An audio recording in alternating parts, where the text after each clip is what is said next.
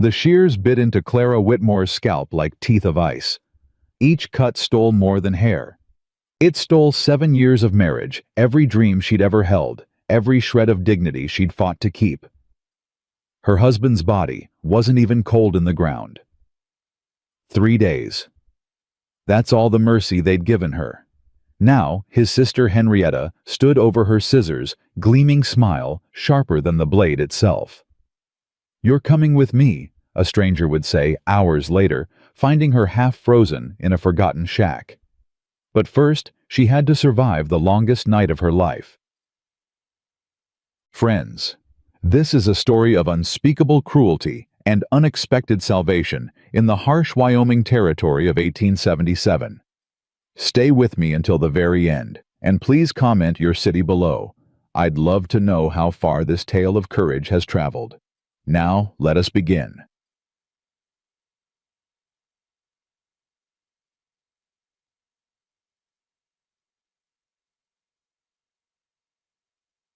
The first cut was the cruelest. Not because of the pain, though the cold metal against Clara's scalp sent ice through her veins, but because of the sound. That terrible snip echoed across the frozen yard like a gunshot announcing to the world that Clara Abigail Whitmore was no longer a woman worth respecting. "Hold still!" Henrietta Crawford hissed, yanking another fistful of auburn hair. "Unless you want me to take an ear with it." Clara's knees burned against the frozen ground. The snow had soaked through her morning dress within seconds of being thrown down, and now the cold crept up through her bones like poison.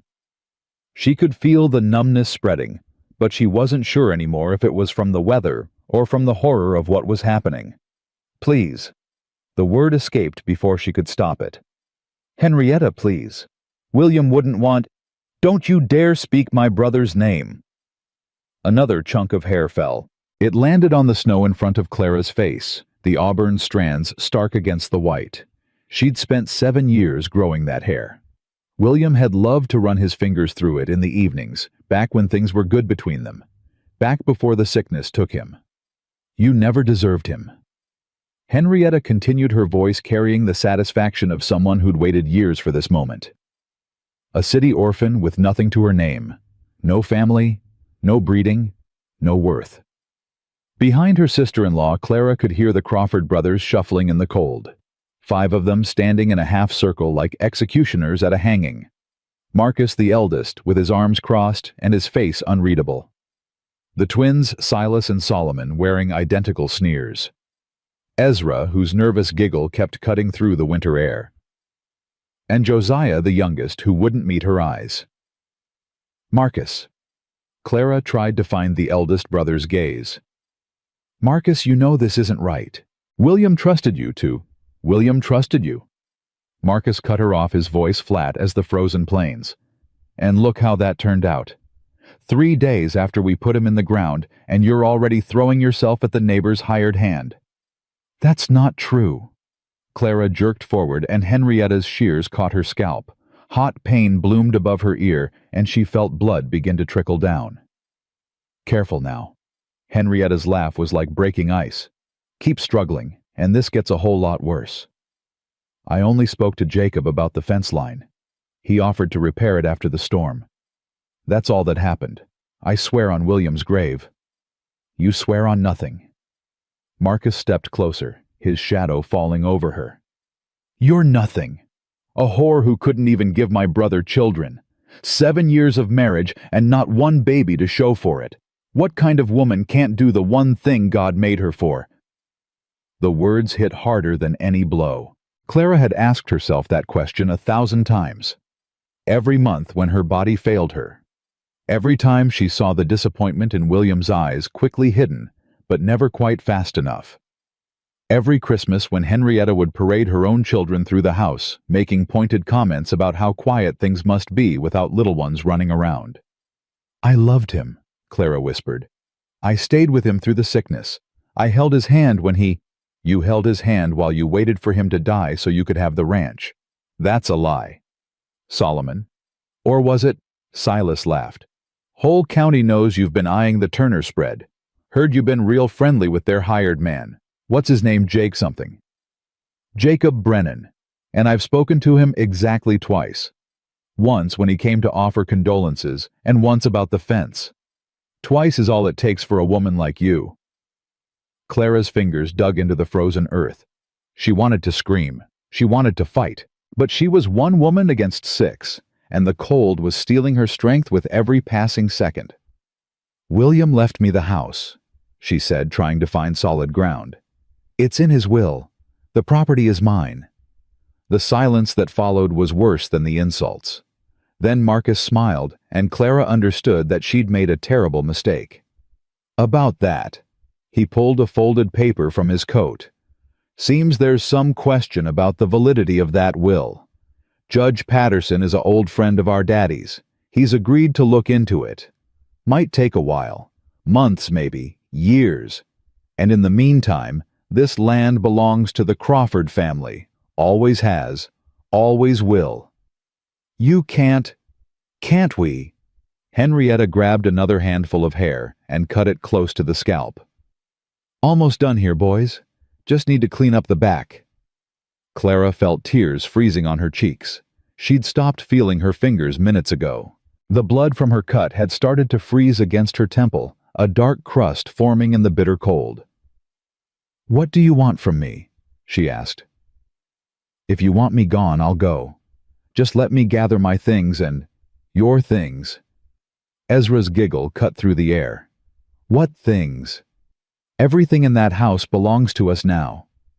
My clothes, my mother's Bible, the photograph from my wedding, Crawford property, all of it." Clara's heart cracked. The Bible was the only thing she had from her mother. She'd carried it through the orphanage, through the long journey west, through every hard day of her marriage. The thought of Henrietta touching it, of those cruel hands on those worn pages. "Please," she said again, though she knew it was useless. "At least let me take the Bible. It has no value to you." Henrietta finished cutting. She walked around to face Clara, holding up the shears like a trophy. Hair still clung to the blades, Clara's hair catching the weak winter light. "You want to know something?" Henrietta leaned close enough that Clara could smell the lavender water she always wore. "I've waited years for this. Years. Every Christmas when you sat at our table like you belonged there. Every Sunday when you walked into church on William's arm like you were something special. I knew what you were. I always knew." "And what's that?" "Nothing." Henrietta straightened up. "You're nothing. And now everyone will see it." She turned to her brothers. "Get her up. She's got until sundown to clear out. If she's still on Crawford land when the stars come up, well..." She looked at Marcus. "I'm sure the boys can think of something appropriate." Silas and Solomon grabbed Clara's arms and hauled her to her feet. Her legs had gone numb from kneeling in the snow, and she stumbled, nearly falling. "Stand up straight," Solomon sneered. "Show some dignity. Oh wait, you don't have any left." They dragged her toward the house. Her house. The home she'd made with William, where she'd nursed him through his final weeks, where she'd held his hand as he took his last breath. The windows she'd cleaned every week, the curtains she'd sewn, the garden she'd planted, that now lay buried under snow. "You can take one bag," Marcus said as they reached the porch. "Clothes and necessities only. Anything that belonged to William stays.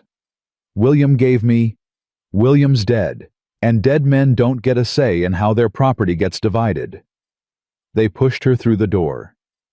Inside, the fire she'd built that morning still crackled in the hearth. The house was warm, welcoming everything the world outside wasn't. Clara wanted to collapse into the chair by the fire and never move again. "Move," Silas ordered. "You're not here for a visit." She walked to the bedroom on legs that barely worked. Every step felt like walking through deep water. Her head throbbed where the shears had cut her, and she kept reaching up to touch her scalp, still unable to believe that her hair was gone. There. Right there. That's where William used to kiss the top of her head when he came in from working the cattle. Gone. All of it gone. The carpet bag was under the bed where it had sat since she'd arrived 7 years ago as a mail-order bride full of hope and terror. She pulled it out with shaking hands and opened it on the bed. What could she take? What pieces of her life could fit in this small bag? She grabbed her other dress, the blue one. William had always said it brought out her eyes. A pair of wool stockings, her warmest shawl, a hairbrush. No. What was the point of a hairbrush now? Move faster. Ezra stood in the doorway, his giggle making her skin crawl. We ain't got all day. Clara looked at the nightstand. William's journal sat there, the one he'd written in every evening. She'd found his last entry after he died, read it through tears so thick she could barely see the words. C tends to me without complaint. I chose well despite what family says. If something happens to me, I pray she finds happiness. She deserves better than the life I've given her. She reached for it. That belonged to William. Ezra stepped into the room. Means it stays. Please, it's just words. It has no value. Words about Crawford family business. Stays. Clara's hand hovered over the journal. She thought about grabbing it anyway, running, somehow escaping. But she could hear the others moving through the house, hear Henrietta opening drawers and cabinets, probably already cataloging what she planned to claim. She left the journal and moved to the dresser instead. Her mother's Bible sat in the top drawer, wrapped in the same cloth it had been wrapped in for 20 years. Clara reached for it. What's that? Ezra appeared at her elbow. My mother's Bible. It's not, it was never Crawford property. I brought it with me from Boston. Prove it. Clara opened the cloth, revealing the worn leather cover. Look, inside the front cover. Mary Catherine Abigail, 1842. That was my mother's maiden name. See, this has nothing to do with your family. Ezra frowned. For a moment, Clara dared to hope.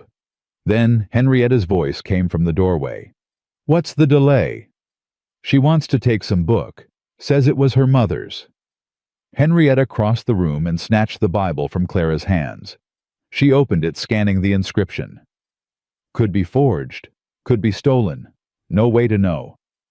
Henrietta, please. This stays. Something broke inside Clara's chest. Something she hadn't known was still intact. You can't, she said, and her voice came out raw, desperate. It's all I have left of her. She died when I was 7. That Bible is the only thing. Should have thought about that before you decided to disgrace our family. Henrietta tucked the Bible under her arm and walked out. Clara stood frozen. The loss of her hair, the loss of her home, the threats and the cruelty, she'd survived all of it. But this small leather book that smelled like her childhood, that held pressed flowers from her mother's funeral, that had gotten her through the darkest nights of her life. Finish packing. Ezra shoved her toward the bed. You got 5 minutes. She moved like a woman in a dream. She added the rest of her clothes to the bag. A small pouch of coins she'd hidden in a sock, her entire savings may be enough to survive a week. A photograph from her wedding day. William stern and proud, herself barely visible beneath the veil. She couldn't find anything else that was hers. Everything in this house, everything she'd touched and used and cared for over 7 years, none of it belonged to her. The Crawfords had made sure of that. Time's up. They marched her back through the house, past Henrietta, who was already rearranging furniture, past Marcus, who stood by the fire warming his hands like he owned the place. Because he did now. Somehow, in the space of an hour, they'd taken everything. At the door, Clara turned back one last time. She looked at the kitchen where she'd cooked thousands of meals, the chair where William used to sit, the window where she'd watched for his return every evening. Move. Solomon pushed her hard, and she stumbled out onto the porch. The cold hit her like a wall. Without her hair, her scalp was exposed to the bitter wind, and the pain was immediate, shocking. She could feel ice forming where the cuts from the shears still bled. You've got until sundown, Marcus repeated, stepping out behind her. Head east toward town. Maybe someone there will take pity on you, though I wouldn't count on it. Word travels fast in these parts. Word you've spread, Clara said quietly. Word that needed spreading. The county ought to know what kind of woman has been living among them. Clara looked at him. Really looked at him. You know the truth, Marcus. You know I didn't do what you're accusing me of. William knew it too. He trusted me. For just a moment, something flickered in Marcus Crawford's eyes. Something that might have been doubt or shame, or the faintest echo of the decent man William had always believed his brother to be. Then it was gone. Get off our land! Clara walked down the porch steps, her carpetbag banging against her leg. The snow had started falling again, fat flakes that landed on her exposed scalp and melted into icy rivulets down her face. She didn't look back. She couldn't. If she looked back, she would break completely, and she couldn't afford to break. Not yet. The road stretched ahead, disappearing into the white curtain of falling snow.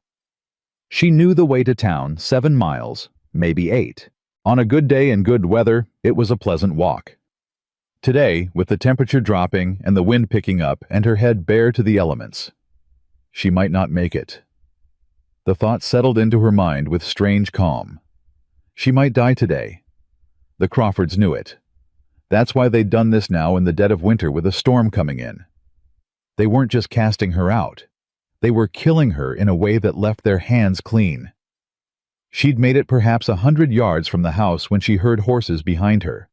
Her heart seized. Had they changed their minds? Were they coming to finish what they'd started? She turned ready to run, though she knew it would be useless. But it wasn't the Crawfords. An older woman on horseback emerged from the swirling snow, her face half hidden by a thick wool scarf. Clara recognized her after a moment, Martha Pearson, who ran the general store in town with her husband. Lord have mercy. Martha's voice carried shock and something else. Pity, maybe. Or horror. Child, what have they done to you? Clara opened her mouth, but no words came out. What could she say? How could she explain? Martha glanced back toward the Crawford house, then down at Clara. Even through the snow, Clara could see the fear in the older woman's eyes. Fear of the Crawfords. Fear of what helping Clara might cost her. I can't take you with me, Martha said quickly. They'd burn our store to the ground. You understand. I'm sorry, but I can't. I know. Martha reached into her saddlebag with shaking hands. Here, take this. It's not much, but... She tossed down a bundle. Clara caught it, a worn blanket, and half a loaf of bread wrapped in cloth. There's a shack. Martha continued, words tumbling out fast. 3 miles north near Bone Creek. Old trapper's cabin. Nobody uses it anymore. The roof might still hold. You might... She couldn't finish the sentence. Thank you, Clara said. Her voice sounded strange to her own ears, distant, like it belonged to someone else. I'm sorry.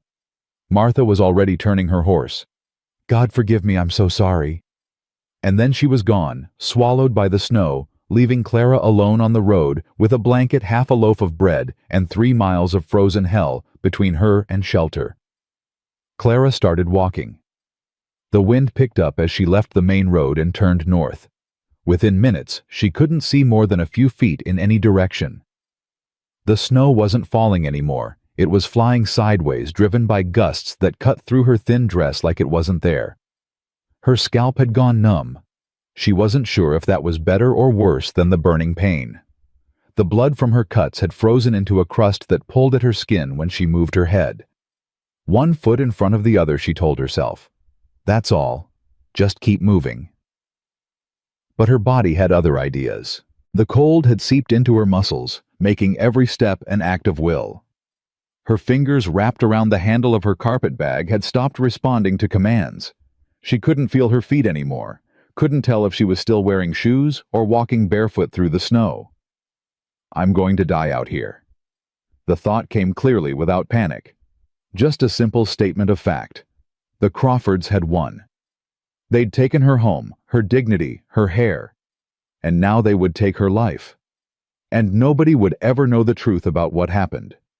She'd just be the shameless widow who wandered into a blizzard and froze to death. A cautionary tale. A warning. No. The word rose up from somewhere deep inside her, fierce and hot. No. She was not going to die in this snow. She was not going to let Henrietta Crawford win.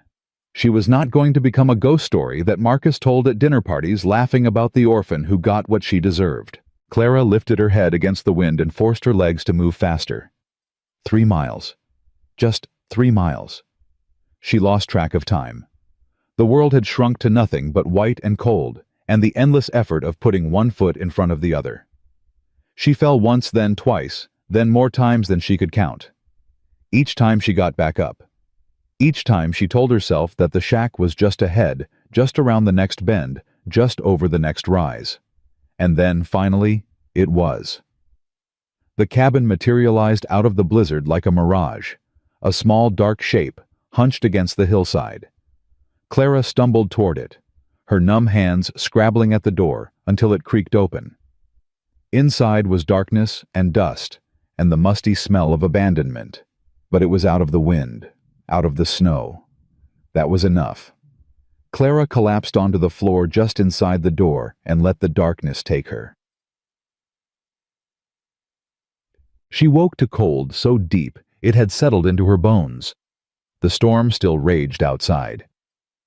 Through the gaps in the walls, she could see snow piling up, could hear the wind screaming like something alive.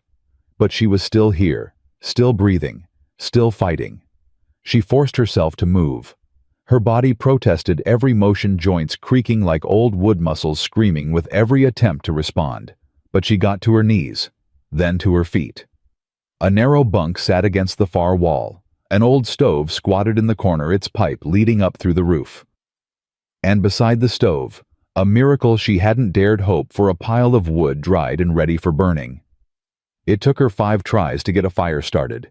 Her fingers wouldn't cooperate, and she'd lost feeling in them hours ago. But finally a flame caught. Then another. Then the wood was crackling and popping and sending heat radiating through the tiny space. Clara huddled as close as she dared, watching her frozen skin slowly come back to painful life. The warmth brought feeling back to her scalp too, and with it came the full horror of what had been done to her. She raised one trembling hand to her head. Stubble. That's all that was left. Uneven, patchy stubble interrupted by the rough texture of dried blood where the shears had cut too deep. She traced the damage with her fingertips, mapping the geography of her humiliation. "You're nothing now," Marcus had said. Was he right? She pulled the blanket Martha had given her around her shoulders and stared into the fire. Her mother's Bible was gone. William's journal was gone. Her home, her life, her identity. All of it stripped away in a single morning. Who was she now? A survivor. Something whispered in the back of her mind. You walked 3 miles through a blizzard with no hair and nothing but the clothes on your back, and you lived. That's who you are. But survival wasn't the same as living. And right now, huddled in this forgotten shack, with nothing but half a loaf of bread between her and starvation, Clara couldn't see a path forward. The Crawfords had made sure of that. By tomorrow, everyone in the county would know what they'd done, or rather, what they'd said she'd done. No decent establishment would hire her. No respectable family would take her in. She was marked, ruined, finished, unless someone believed her, unless someone saw through the lies, unless somehow, somewhere, there was still a chance. Keep breathing, she told herself. Get through tonight. Tomorrow will take care of itself. She ate a small piece of the bread, carefully making it last, and drank snow melted in her cupped hands. The fire crackled and popped, throwing shadows that danced across the walls. Outside, the wind howled like a pack of wolves closing in on wounded prey. And somewhere in the back of Clara's mind, a small voice reminded her that this wasn't over. The Crawfords might have won the first battle, but the war was far from finished. She curled up on the bunk, pulling the thin blanket tight, and closed her eyes. Tomorrow would come, and when it did, she would be ready. The fire had burned down to embers when she heard the sound. Hoofbeats, coming closer. Clara's eyes flew open, her heart hammering against her ribs. Had the Crawfords found her? Had they decided that exile wasn't punishment enough? She scrambled off the bunk, looking wildly for something she could use as a weapon. There by the stove, a rusted poker. It wasn't much, but it was better than nothing. The hoofbeats stopped outside the cabin. Clara pressed herself against the wall beside the door, poker raised. Her hands were shaking, but she forced them steady. If the Crawfords had come to finish her off, they'd find that she wasn't going quietly. A knock at the door, firm but not aggressive. Then a voice. Deep. Male. Unfamiliar. "Ma'am, I know you're in there. I saw the smoke from your fire." Clara didn't answer. It could be a trick. It could be one of Marcus's friends, someone sent to drag her back for whatever appropriate punishment the Crawford brothers had devised. "My name is Nathaniel Hartwell. I own a ranch about 10 miles west of here. I'm not here to hurt you." Still, she said nothing. A pause. Then, "I heard what happened. What the Crawfords did. I'm here to help if you'll let me." Clara's grip on the poker tightened. Nobody helped. That was the lesson she'd learned today. Martha Pearson had been too afraid. The whole town would be too afraid. Why should this stranger be any different, ma'am? The voice was patient, steady. "It's 17 degrees out here and dropping. I'm not leaving without knowing you're safe. But I'd rather have this conversation inside where we're both not freezing to death." She could hear something in his voice. Not pity, she'd had enough of pity. Not morbid curiosity. Something else. Something that sounded almost like respect. Slowly, Clara reached for the door handle. "I have a weapon," she said through the wood. "I'll use it." I'd expect nothing less from a woman who walked 3 miles through a blizzard. She opened the door. He was tall. That was the first thing she noticed. Tall and broad-shouldered, with dark hair going silver at the temples, and eyes the color of amber in firelight. He wore a rancher's coat, thick and practical, and a wide-brimmed hat dusted with snow. He looked at her shorn head, at the blood crusted on her scalp, at the poker still clutched in her trembling hands, and his expression didn't change. Didn't flicker with disgust or judgment or anything she'd expected. "You're coming with me," he said simply. And for the first time since the nightmare began, Clara felt something that might have been hope. Clara stared at the stranger in the doorway, her fingers still white-knuckled around the poker. The wind howled behind him, driving snow into the cabin, but he didn't move. Just stood there, patient as stone, waiting for her answer. "I don't know you," she said. "No, ma'am, you don't." "Then why should I trust you?" Nathaniel Hartwell removed his hat, a gesture of respect that caught her off guard. "You shouldn't. Not yet. Trust is earned, not given. But I can tell you this, I know Jacob Brennan. He works for me now, has for 2 months, and he told me exactly what passed between you and him." Clara's breath caught.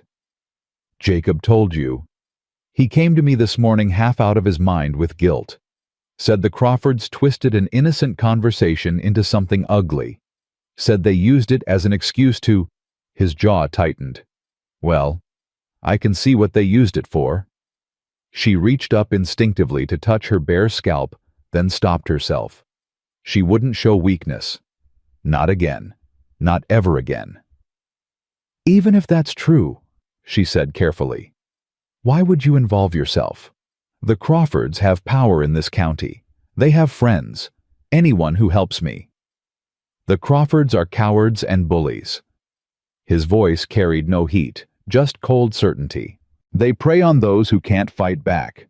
Well, ma'am, I can fight back, and I'm offering you my protection." "In exchange for what?" Something flickered in his amber eyes. Not offense, something closer to approval. "Smart question. Most folks in your position would have jumped at any offer." "Most folks in my position are dead by now." "Which is exactly why you're not most folks." He stepped back from the doorway, giving her space. "I'm not asking for anything improper if that's your concern. I need help at my ranch. My housekeeper Consuelo, she's getting on in years." Place has grown too big for her to manage alone. I'm offering you honest work for honest wages. A room in the main house. Protection from anyone who'd do you harm." Clara studied him. The set of his shoulders. The way he held himself confident, but not aggressive. The lines around his eyes that spoke of years spent squinting into harsh sun, watching over land and livestock. "Why?" she asked again. The truth this time: nobody risks making enemies of the Crawfords for a stranger. Nobody. Nathaniel was quiet for a long moment. When he spoke, his voice had changed. Softer. Older. "My wife died 2 years ago. Consumption. Took her slow piece by piece while I watched, and couldn't do a damn thing to stop it." He paused. "Toward the end, when she could barely breathe, she made me promise something. Said I had to use whatever power I had to help those who couldn't help themselves. Said if I didn't, her death would mean nothing." Clara felt something shift in her chest. Not trust, not yet, but the possibility of it.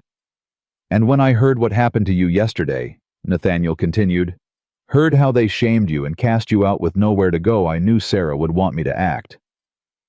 "Your wife sounds like she was a good woman." "The best I ever knew." He put his hat back on. "Now, ma'am, I've got 2 horses outside, and this storm isn't getting any better. You can stay here and try to survive on half a loaf of bread, or you can come with me and have a fighting chance. Choice is yours." Clara looked around the cabin. The dying fire, the thin blanket, the darkness pressing in from every corner.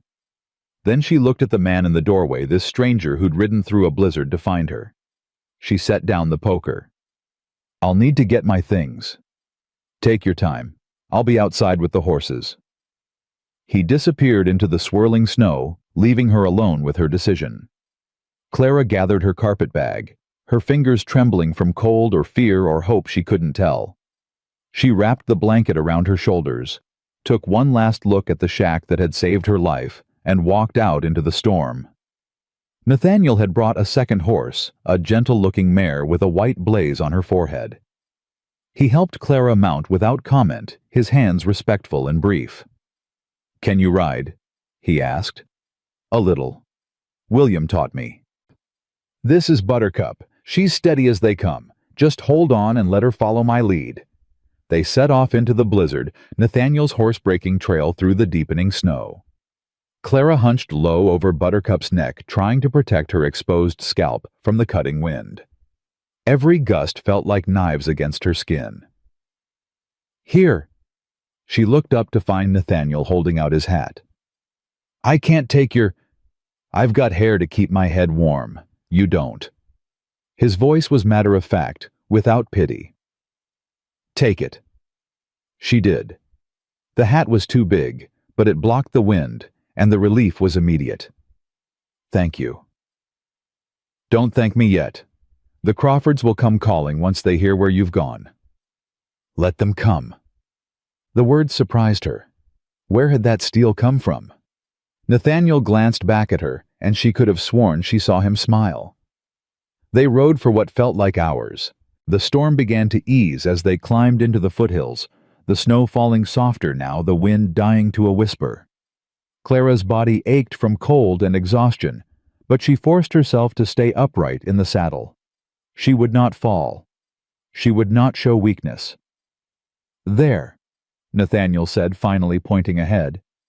Clara lifted her head and saw it a ranch spreading across a valley like something from a dream. The main house sat solid and welcoming against the white landscape, smoke rising from its chimneys, windows glowing with warm light. Barns and outbuildings dotted the property, and even through the fading storm she could see cattle on the distant hillsides. "Iron Creek Ranch," Nathaniel said. "Been building it for 15 years. Started with nothing but 160 acres of scrubland nobody wanted. It's beautiful. It's home." He urged his horse forward. "Come on. Consuelo will have hot food waiting." As they rode through the main gate, Clara noticed men emerging from the buildings. Ranch hands, their faces curious but not hostile. They touched their hats as she passed, a gesture of respect that brought fresh tears to her eyes. Nobody had treated her with respect in a very long time. A woman appeared on the porch of the main house as they approached. She was perhaps 55, round and solid, with dark hair, streaked gray, and eyes that seemed to see everything at once. She watched them approach without expression. "Consuelo," Nathaniel called out. "We've got company." The woman descended the porch steps, moving with surprising grace for her size. She walked straight to Clara's horse and looked up at her, taking in the too big hat, the shorn head, the haunted eyes. "Dios mío," she breathed, then louder. "Get down from there, child. You look half dead." Clara tried to dismount, but her legs had gone numb from hours in the saddle. She would have fallen if Consuelo hadn't caught her strong arms wrapping around her like a mother's embrace. "I've got you," Consuelo murmured. "I've got you now." And Clara, who had held herself together through the shearing and the exile and the endless walk through the blizzard, finally broke. She collapsed against this stranger's shoulder and wept. Consuelo held her through it all, stroking her back, murmuring in Spanish, "Ya pequeña, you're safe now. Nobody hurts you here." When the tears finally stopped, Clara pulled back, embarrassed. "I'm sorry. I don't usually—" "Hush." Consuelo cupped her face in work-roughened hands. "You've earned those tears. Now come inside. Hot bath, hot food, clean clothes. Then sleep. Everything else can wait until tomorrow." The main house was warm and bright, filled with the smell of cooking food and burning wood. Clara let Consuelo lead her through the rooms, barely registering the comfortable furniture, the books lining the walls, the evidence of a life built with care over many years. The room they gave her was more than she'd dared hope for. A real bed with clean sheets. A window overlooking the mountains. A fire already crackling in the small hearth. "These were my daughters," Consuelo said, laying 2 dresses on the bed. "She's married now, living in San Francisco. They should fit you well enough." "I can't, this is too much." "You can and you will." Consuelo's tone brooked no argument. "Tomorrow you work, tonight you heal. That's how things are done on this ranch." She left Clara alone with the dresses, the warm bed, the fire's gentle crackle. Clara stood in the middle of the room, overwhelmed by the sudden safety of it all. This morning, she'd been Clara Whitmore, widow and property owner. By noon, she'd been nothing. Less than nothing. And now somehow, she was here. In a stranger's house, wearing a stranger's clothes, being treated with a kindness she couldn't understand. She caught sight of herself in the small mirror above the washstand and froze. The woman looking back was unrecognizable. Gaunt face, hollow eyes, scalp covered in uneven stubble and crusted blood. She looked like something dragged from a grave. "This is what they made me," she whispered to her reflection. "This is what they wanted everyone to see." But even as she said the words, something else stirred. A small voice in the back of her mind, stubborn and fierce. "This is what they tried to make you. It doesn't have to be what you become." Clara touched the mirror, her fingertips meeting the cold glass. "I survived," she said softly. "I'm still here."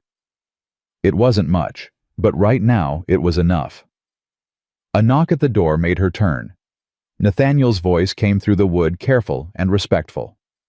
"Supper's ready when you are, ma'am. No rush. Consuelo's keeping a plate warm." "I'll be down in a moment." She heard his footsteps retreat. Then silence broken only by the fire and the wind outside. Clara washed her face with water from the basin, wincing as the cloth touched her wounded scalp. She changed into one of the dresses Consuelo had left, simple gray wool, warm and practical. Then she took a deep breath, squared her shoulders, and went downstairs. The kitchen was large and warm, dominated by a long wooden table that could seat 12 people. Tonight, only 3 places were set: Nathaniel at the head, Consuelo to his right, and an empty chair waiting for Clara. "Sit," Consuelo commanded, already ladling stew into a bowl. "Eat, your skin and bones." Clara sat. The first bite of stew was so good she nearly wept again. hot and rich, full of beef and vegetables and herbs she couldn't name. She hadn't realized how hungry she was until that moment. "Slow down," Consuelo chided gently. "It's not going anywhere." "When did you eat last?" Nathaniel asked. Clara had to think. "Yesterday morning. Before." He and Consuelo exchanged a look. "Then eat," Nathaniel said. "We'll talk tomorrow when you're stronger." But Clara shook her head. "No. I need to know what happens next. I need to understand what I'm agreeing to." Nathaniel nodded slowly, respecting her decision. "Fair enough. Ask your questions." "The Crawfords. They'll come for me." "They will." "What happens then?" "They find out that threatening you means threatening me, and I don't take kindly to threats. You'd make enemies for a woman you don't know. I'd make enemies for a woman who was wronged." Nathaniel's voice was calm but certain. "What they did to you, the shearing the lies, casting you out in a blizzard, that's not justice. That's cruelty. And I've spent my whole life standing against cruelty." Clara set down her spoon. "Why?" The question hung in the air. She saw Consuelo glance at Nathaniel, saw something pass between them, a warning maybe, or an encouragement. Nathaniel was quiet for a long moment. Then he spoke. "I had a sister once, Hannah. She was 5 years younger than me, sweet as spring water, never had a mean word for anyone." His voice had gone distant, lost in memory. "When she was 16, she married a man our parents chose for her, rich merchant from St. Louis. Seemed like a good match." Clara felt a chill that had nothing to do with the weather. "He hurt her," Nathaniel continued. "Beat her. Degraded her in ways I won't speak of at this table. She tried to tell our parents, but they wouldn't believe her. Said she must have done something to deserve it. Said a wife's duty was to submit. What happened to her?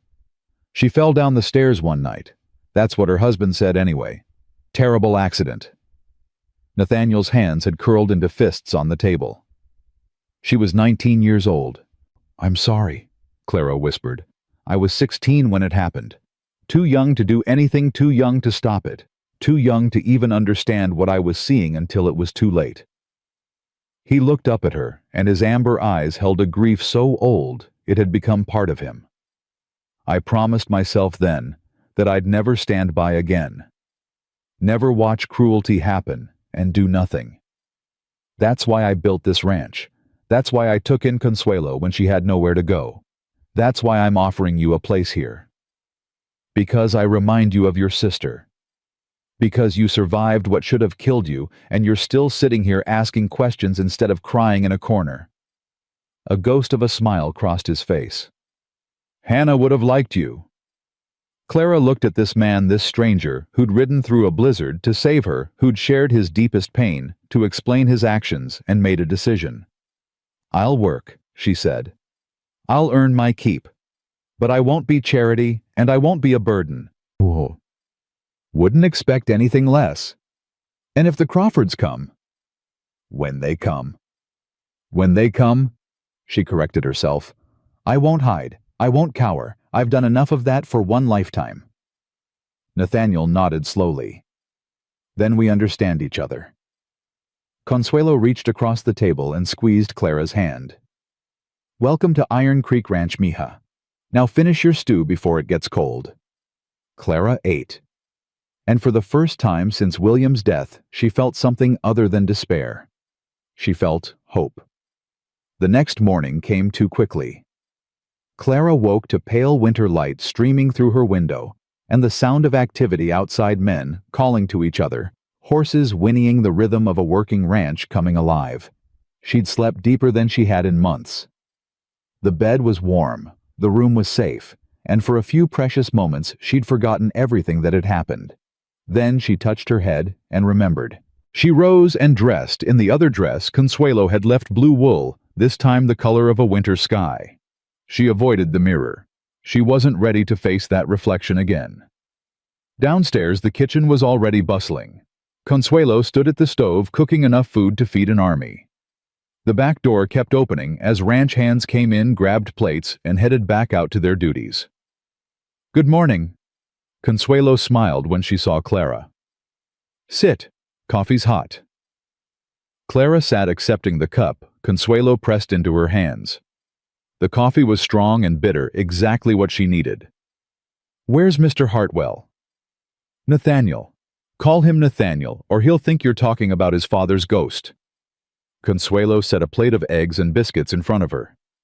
"He's in the barn checking on a mare that's about to foal. He'll be in soon."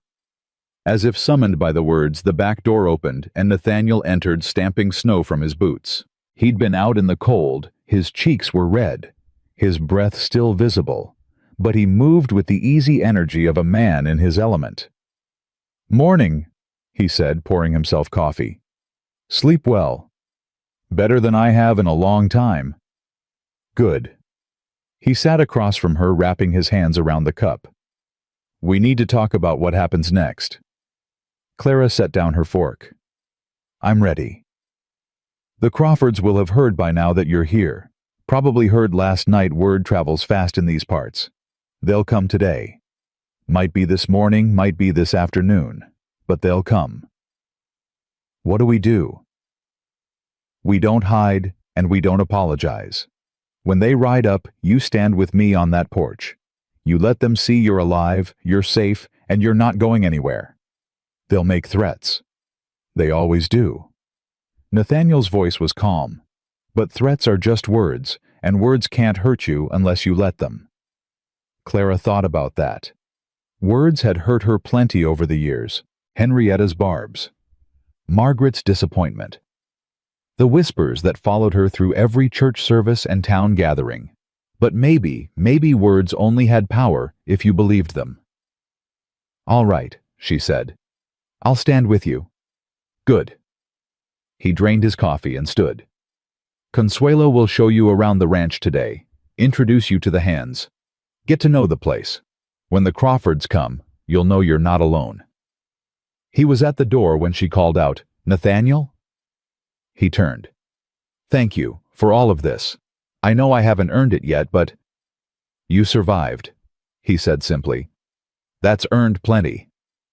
And then he was gone, leaving Clara with Consuelo and a plate of food, and the strange, fragile feeling of being valued.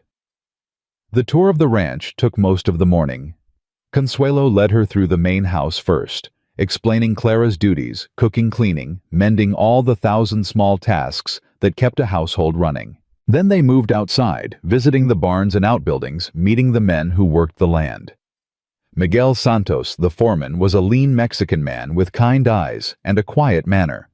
He touched his hat when Consuelo introduced Clara and said simply, "Bienvenida, señora.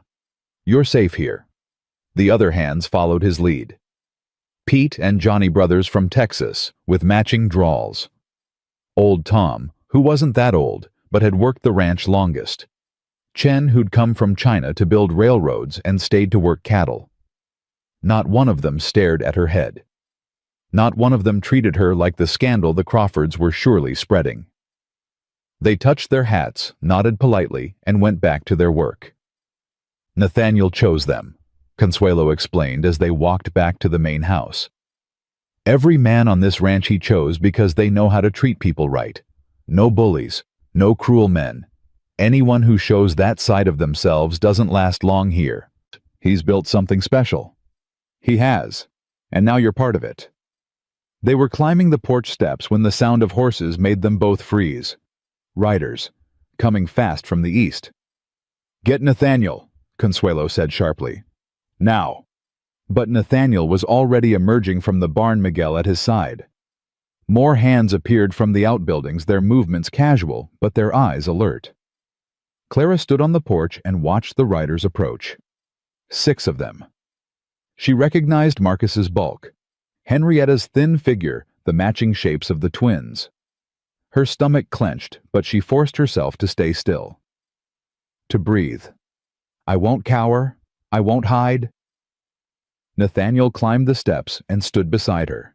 His hand brushed her elbow, brief, reassuring. "Remember," he said quietly, "they're just words." The Crawfords pulled up at the edge of the yard, keeping their distance. Marcus's eyes found Clara immediately, and his face twisted with something between rage and disbelief. "Well, well," he called out. "The whore found herself a new protector." "Watch your mouth, Crawford." Nathaniel's voice carried across the yard, cold and hard. "You're on my land now. Your land harbors a criminal, a woman who what? Talked to a ranch hand about fixing a fence." Nathaniel stepped forward, and Clara saw several of the Crawfords shift nervously in their saddles. "Jacob Brennan works for me. I know exactly what passed between him and Mrs. Whitmore, and I know exactly what lies you've been spreading." Henrietta pushed her horse forward. "Lies, look at her. She's showing herself in public like she has no shame. She has nothing to be ashamed of." Nathaniel's words fell like stones. "You're the ones who should be ashamed. Shearing a widow like she was livestock, driving her into a blizzard to die, stealing her property while her husband's body was barely cold. That property belongs to our family. Does it? Because I've sent word to Judge Harrison in Cheyenne. He'll be very interested to hear how the Crawford family interprets inheritance law." The silence that followed was deafening. Clara watched Marcus's face change, saw the calculation behind his eyes. "You're bluffing," Marcus said finally. "Try me." Silas, or was it Solomon, shifted in his saddle. "Boss, maybe we should—" "Shut up." Marcus didn't take his eyes off Nathaniel. "You don't know what you're getting into, Hartwell. This woman dishonored our family. She needs to answer for it." "She's answered enough." Nathaniel's voice was quiet now, almost gentle, but somehow more dangerous for it. "She walked 3 miles through a blizzard with nothing but the clothes on her back. She nearly died from what you did to her. If that's not enough punishment for the crime of talking to a neighbor, I don't know what is. She belongs to us. She belongs to herself." Clara stepped forward before she could stop herself.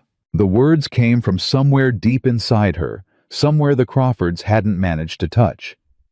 "I was William's wife, not his property, not yours to dispose of."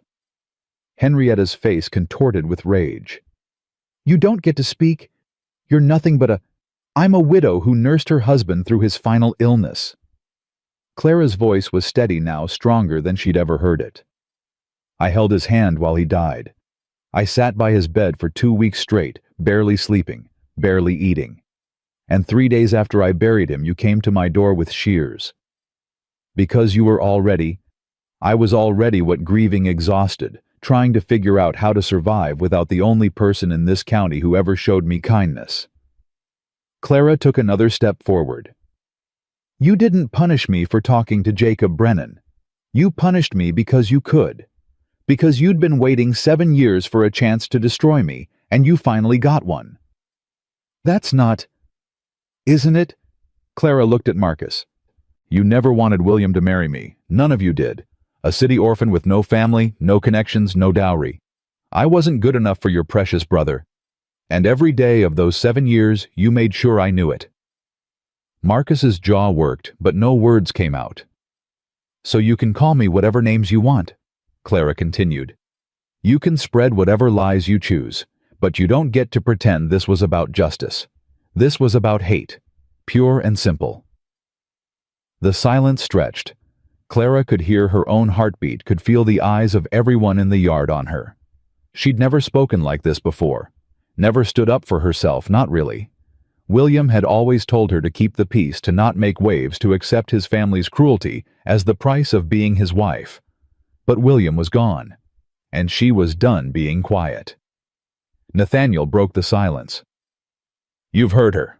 Now get off my land." Marcus's face had gone purple. "This isn't over." "Yes, it is." Nathaniel's hand drifted to the gun at his hip, casual, almost lazy, but the message was clear. "You come here again making threats, you'll find out just how serious I am about protecting the people under my roof. That's not a promise. That's a fact." The Crawfords hesitated. Clara could see them calculating 6 of them against Nathaniel, and his hands surrounded on their enemy's territory. The math didn't work in their favor. "Let's go." Marcus finally growled. He wheeled his horse around, then looked back over his shoulder. But you remember this Hartwell. You remember you chose her over the good families of this county. When it comes back to bite, you don't say I didn't warn you. They rode out in a cloud of snow and wounded pride. Clara watched them go until they disappeared over the horizon. Only then did she realize she was shaking. Easy. Nathaniel's hand was on her arm, steadying her. It's over. They're gone. For now. For now, he agreed. But you held your own. Yeah, that counts for something. Clara looked up at him. I've never talked to them like that before. Never stood up to... She broke off, overwhelmed. How did it feel? She thought about it. The terror, yes. The way her heart had pounded and her voice had wanted to crack. But underneath all that, it felt like being alive, she said slowly. Really alive for the first time in years. Nathaniel smiled, a real smile this time, warm and approving. That's a start. Now come inside. You're still healing, and Consuelo will have my hide if I keep you out in the cold. Clara let him lead her back into the house. As she crossed the threshold, she looked back one more time at the empty yard, the road the Crawfords had taken. They would be back. She knew that. This war was far from over. But for the first time since this nightmare began, Clara Whitmore believed she might actually win it. The days that followed settled into a rhythm Clara hadn't expected. She woke before dawn, helped Consuelo prepare breakfast for the hands, then spent her mornings learning the 1,000 small tasks that kept Iron Creek Ranch running. Afternoons, she mended clothes, organized supplies, helped wherever she was needed. Evenings, she ate with Nathaniel and Consuelo at that long kitchen table, listening to stories of the ranch, the land, the people who'd built lives here. Her hair began to grow back. Just a soft fuzz at first, darker than before, but it was something. A sign that her body was healing, even as her heart remained bruised. You're getting stronger. Consuelo observed one morning watching Clara knead bread dough with practiced hands. When you first came here, I thought the wind might blow you away. I feel stronger. Clara pushed the heels of her palms into the dough. I didn't know I could feel this way. What way? Clara paused, searching for the right words. Like I'm allowed to take up space. Like I'm not just waiting for the next bad thing to happen. Consuelo nodded slowly. That's what safety feels like, mija. Most people never know they were missing it until they finally have it. The kitchen door opened, and Nathaniel entered with a gust of cold air. Snow dusted his shoulders. It had been falling steadily for 2 days now, adding to the drifts that already reached the windowsills. We've got a problem, he said without preamble. Jake just rode in from town. The Crawfords have been busy. Clara's hands stilled on the dough. What kind of busy? The kind that involves spreading stories. Nathaniel pulled off his gloves, his jaw tight. They're saying you tried to poison William before he died. That's why he got sick. And they're saying you seduced Jacob to help you cover it up. The words hit Clara like a physical blow. She'd expected more lies, more slander, but this... That's insane, she breathed. William died of pneumonia. Dr. Whitfield can testify to that. He was there at the end. Dr. Whitfield has been persuaded to visit his sister in California, left 3 days ago, might be gone for months. They paid him off. Or threatened him. Either way, he's not here to contradict their story. Clara gripped the edge of the counter, her knuckles going white. So what do? We fight back. Nathaniel crossed to the stove and poured himself coffee. I've already sent word to Judge Harrison about the property dispute. Now I'm sending another letter about these new accusations. Defamation, conspiracy to defraud. Whatever legal terms will make him sit up and take notice. And in the meantime, we keep doing what we're doing. You stay here, you work. You show everyone who sees you that you're exactly who I say you are, a woman who was wronged, not a criminal. Clara turned back to the dough, pounding it harder than necessary. I hate this. I hate being helpless while they destroy my reputation.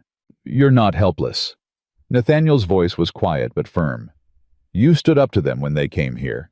You told them the truth to their faces. That's not nothing. It feels like nothing when they're out there spreading poison about me. Poison spreads fast, but it doesn't last. Truth is slower, but it sticks. He set down his cup. Trust me, Clara. I've seen this play out before. The Crawfords think they're winning, but they're making enemies every time they open their mouths. People don't like bullies even when they're too scared to say so. A knock at the back door interrupted them. Miguel entered, his face grim. Boss, there's something you need to see. Out by the north fence. Nathaniel's expression hardened. What is it? Better you see for yourself. They rode out together, Nathaniel, Miguel, and Clara, who'd insisted on coming despite Consuelo's protests. The snow had eased to a light flurry, but the cold was bitter, seeping through Clara's borrowed coat and settling into her bones. They found it at the fence line, 3 of Nathaniel's cattle shot dead, and left where they fell. The snow around them was stained red, already freezing into a dark crust. Crawford work, Miguel said, spitting into the snow. Has to be. Nathaniel dismounted and crouched beside the nearest animal. Clean shots. Professional. They wanted us to find this. A message, Clara said quietly. A warning. Nathaniel straightened up, his face unreadable. They're telling us what happens if we don't hand you over.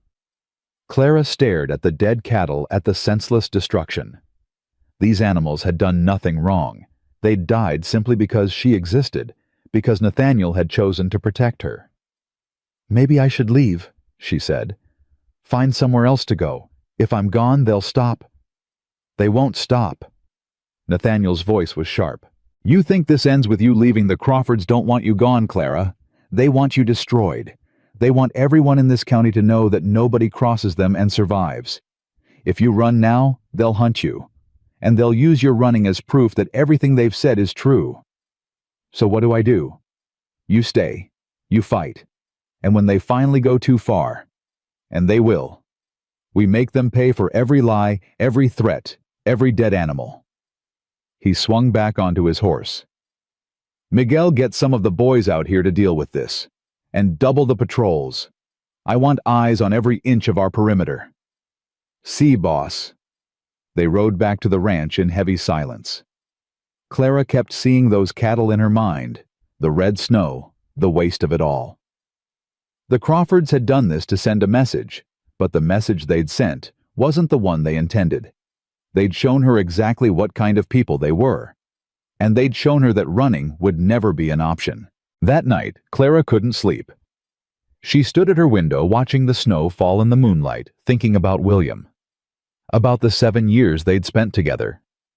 About all the things she'd accepted, all the cruelties she'd endured from his family, all the times she'd told herself it would get better. It had never gotten better. And now she knew it never would have. A soft knock at her door made her turn. Come in? Consuelo entered, carrying 2 cups of something that steamed in the cold air.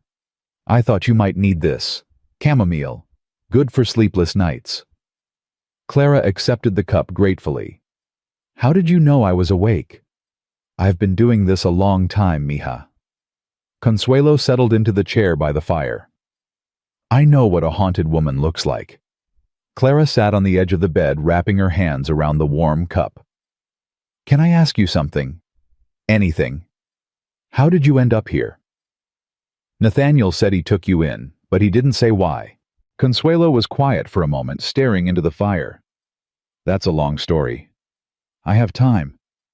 The older woman sighed, but there was no reluctance in it, just the weight of old memories. I came to this country with my husband in 1855, Manuel. He was a good man, a hard worker. We were going to build a life here, start a family. Her voice softened. We never got the chance. Bandits attacked our wagon train 3 days from here, killed Manuel, killed most of the others. I only survived because they thought I was dead. I'm so sorry. It was a long time ago. Consuelo took a sip of her tea. I wandered for days after that. No food, no water, no idea where I was going. I just walked until I couldn't walk anymore. And then Nathaniel found me. Like he found me. Like he found you. Consuelo smiled, but it was tinged with sadness. He was younger then, barely 30. Sarah was still alive. They took me in, nursed me back to health, gave me a place to belong. I've been here ever since. Clara set down her cup. He collects us, doesn't he, broken people? He gives us a chance to put ourselves back together. That's different. Consuelo leaned forward. Listen to me, Clara. What happened to you was evil. What the Crawfords did, there's no excuse for it. But you're not broken. You're wounded. And wounds heal. Some wounds leave scars. Yes, but scars are just proof that you survived. Consuelo reached out and touched Clara's hand. The hair will grow back. The cuts will fade.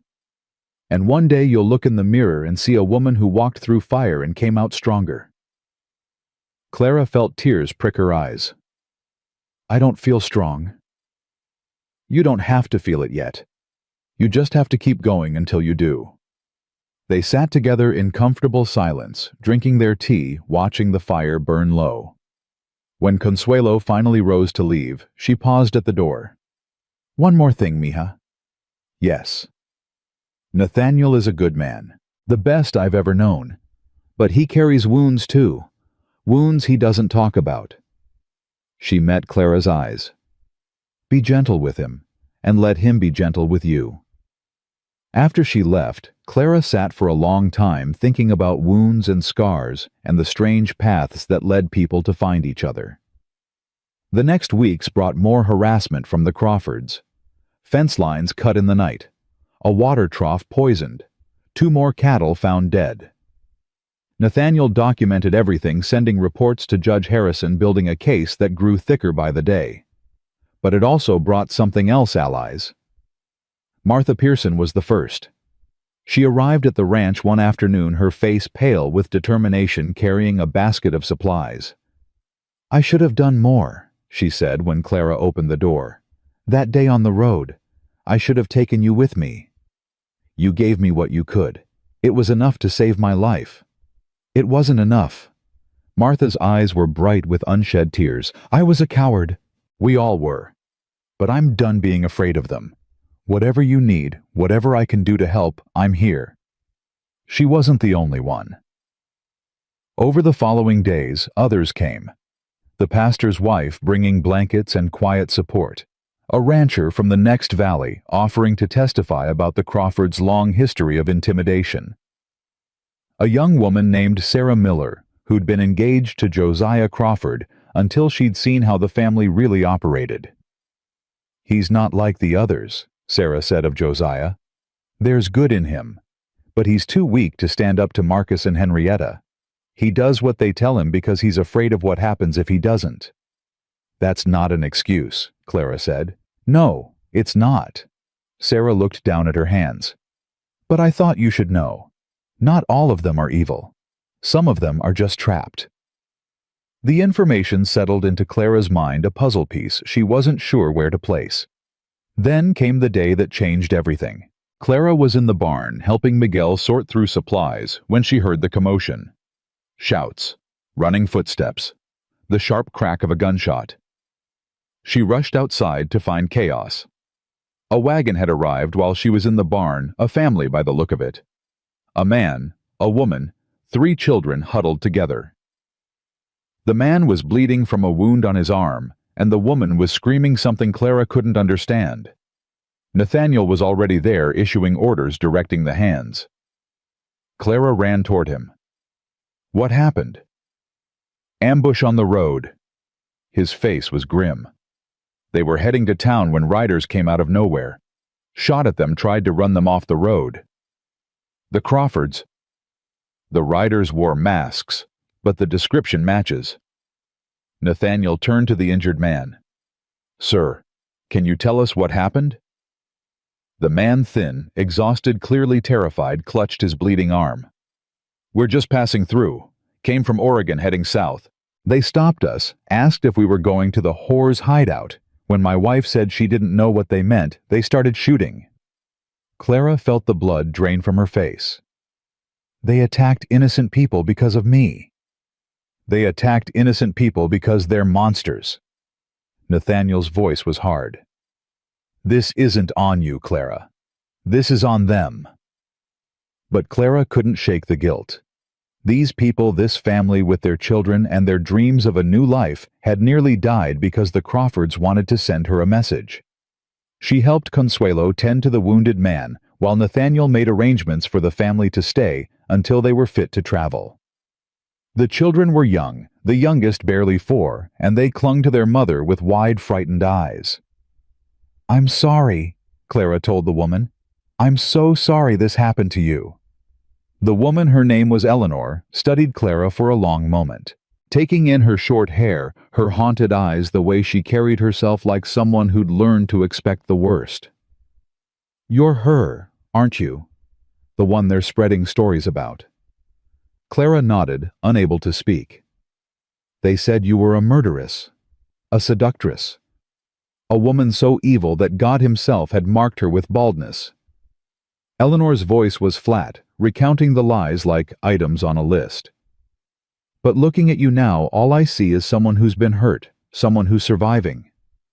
That doesn't excuse what happened to your family." "No, but it explains it." Eleanor reached out and took Clara's hand. "My grandmother used to say that you can judge a person by their enemies. If the people spreading those stories are the same people who shot at my husband in front of our children, then I reckon their stories aren't worth the breath it takes to tell them." Clara couldn't respond. The kindness was too unexpected, too undeserved. She squeezed Eleanor's hand and fled before the tears could fall. That night, Clara found Nathaniel on the porch, staring out at the snow-covered landscape. The sky had cleared, and stars blazed overhead, cold and brilliant. "It's getting worse," she said quietly, joining him at the railing. "Yes." "When does it end?" Nathaniel was silent for a long moment. "It ends when they go too far and the law finally has to act. Or it ends when they decide we're not worth the trouble. Or it ends in blood." He turned to look at her, his amber eyes reflecting the starlight. "I want you to be prepared for that possibility, Clara. The Crawfords are escalating. Every attack, every lie, every dead animal, they're building toward something, and when it comes, it's going to be violent." "Are you trying to scare me?" "I'm trying to be honest with you. You deserve that." Clara considered his words. The fear was there, of course, it never really left. But underneath it, she found something else, something that felt like steel. "I'm not going to run," she said. "I know. And I'm not going to hide. I know that too. So what do we do?" Nathaniel turned back to the stars. "We get ready. We document everything. We build our case and wait for the law to catch up. And if the law fails us..." His hand drifted to the gun at his hip. "We make sure we're ready to defend ourselves." Clara nodded slowly. It wasn't the answer she wanted, but it was the truth, and she was done living lies. "Nathaniel." "Yes."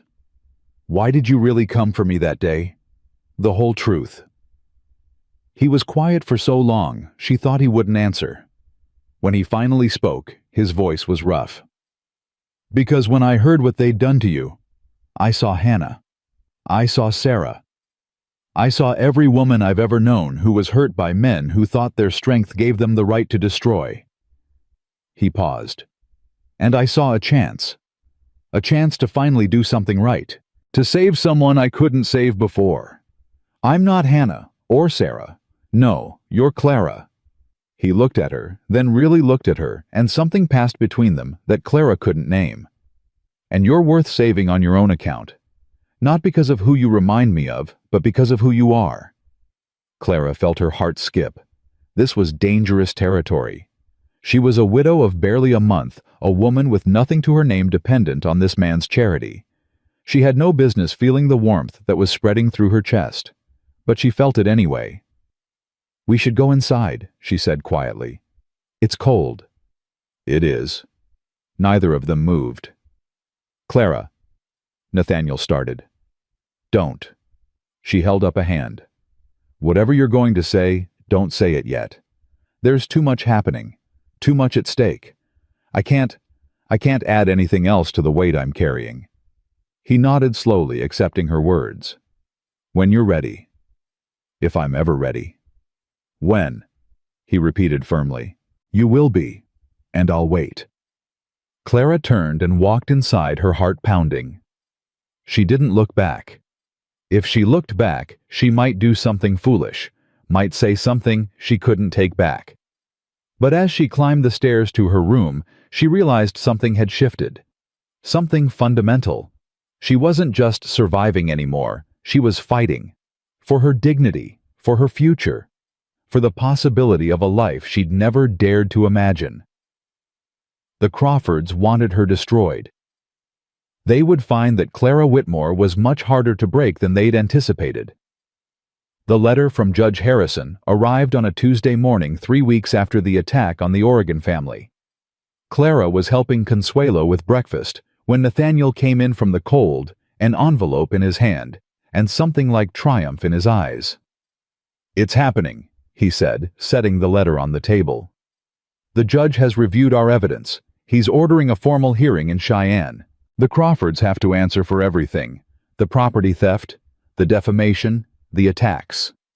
Clara's hands trembled as she picked up the letter. The words swam before her eyes. Legal language she barely understood, but the meaning was clear. Someone in authority had finally listened. "When?" she asked. 2 weeks. We'll need to travel to Cheyenne, present our case. The Crawfords will be there too." Nathaniel's jaw tightened. "It won't be pleasant. They'll say everything they can think of to discredit you." "I know. You'll have to face them. In public. In front of everyone." Clara set down the letter and met his eyes. "Good. I want to face them. I want everyone to see who's telling the truth and who's lying." Consuelo crossed herself. Gracias a Dios. Finally some justice. But Nathaniel's expression remained guarded. "Don't celebrate yet. The Crawfords have friends in high places, money, influence. This hearing is a chance, not a guarantee." "It's more than I had a month ago," Clara said quietly. "A month ago I was dying in a blizzard with nothing but half a loaf of bread. Now I have evidence, witnesses, and someone willing to stand with me. That's not nothing." Nathaniel's face softened. "No, it's not nothing at all." The 2 weeks before the hearing passed in a blur of preparation. Nathaniel gathered statements from everyone willing to speak: Martha Pearson, the rancher from the next valley; Sarah Miller, even the Oregon family who'd agreed to delay their journey south to testify about the ambush. Clara spent hours with Nathaniel going over her story, making sure every detail was straight, every timeline clear. It was exhausting dredging up the memories she'd tried so hard to bury. The shearing, the cold, the terror of those hours in the blizzard. But with each telling, something strange happened. The memories lost their power. They became facts instead of wounds, evidence instead of trauma. "You're getting stronger," Consuelo observed one evening. "I can see it in how you hold yourself." "I don't feel stronger. I feel tired." That's what strength feels like sometimes. Tired but still standing. The night before they were set to leave for Cheyenne, Clara couldn't sleep. She found herself wandering the ranch house in the darkness, eventually ending up in the kitchen, where a single lamp still burned. Nathaniel was there, sitting at the table with a cup of coffee and a stack of papers. He looked up when she entered, but didn't seem surprised. Couldn't sleep either. Too much thinking. Clara sat across from him. What if it doesn't work? What if the judge believes them instead of us? Then we appeal, we fight, we don't give up. You make it sound simple. It's not simple. It's just necessary. Nathaniel pushed the papers aside and looked at her directly. "Clara, I need to tell you something before tomorrow. Something I should have said before." Her heart quickened. What is it?